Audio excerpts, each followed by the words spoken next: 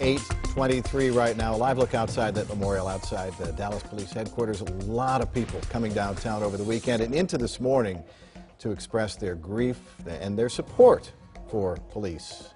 A DART squad car and a Dallas squad car parked outside there. Well, Dallas Police Chief David Brown told CNN this weekend some startling things, that the gunman last week took advantage of a spontaneous march to ambush officers. We had to scramble to block intersections, which did expose our officers to this attack. And this suspect took advantage of that. And once he was in a high perched position, officers did not know where the shots was coming from. Especially echoing through that urban canyon, making it much more difficult.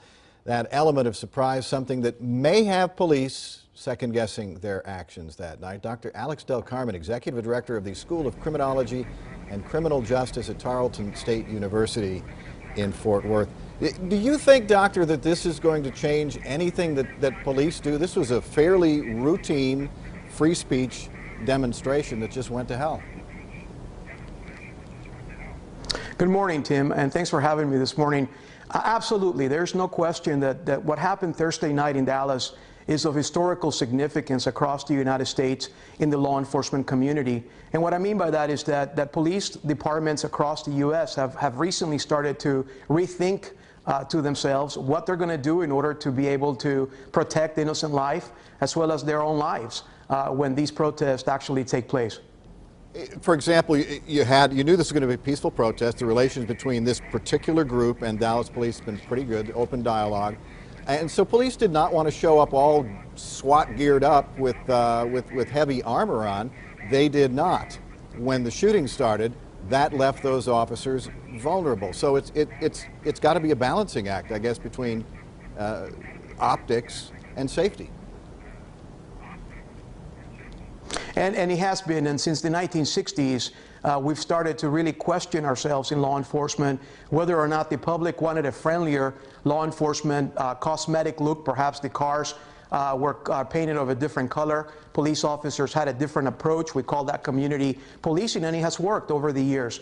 It's been a wonderful approach to be able to reach out to our communities. But now we are at a point that we have to begin to ask ourselves in the law enforcement community, are we really going to be still striving to reach out to the community versus protecting their own lives?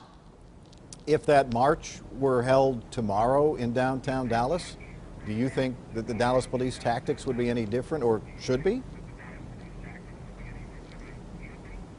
Well, I like to think that they have learned many lessons, as the rest of law enforcement around the country has, and there would be no question in my mind that the Dallas Police Department would actually re-engage in a different way and perhaps plan this event in a different way. Keep in mind, though, that it's always part of what we do in the media to second guess or perhaps question what they could have done better. The Dallas Police Department and the officers did an exceptional job on Thursday night. They protected so many lives of innocent people, but really the question was, what could they have done better, knowing that the protest was going to go in a different way? And as we heard from the chief, many things that happened that night they did not anticipate, and one of them was the route of the protesters.